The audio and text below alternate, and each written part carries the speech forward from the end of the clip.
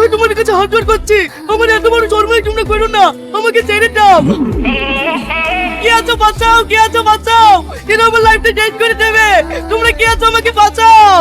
কি রে গুঙ্গা সেখানে ওঠ। শফিক, এ শফিক, ওরা কখন থেকে এসে বারান্দায় বসে আছে, ওঠ। আমি স্বপ্ন দেখছিল।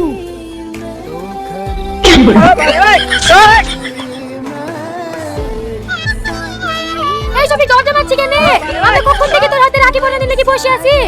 দরজা খোল। কি রে, কথা শুনতে পাচ্ছিনি? খোল। শফিক, এ শফিক, দরজাটা খোল না রে। ওগো সোনা, দরজাটা খোলো না গো।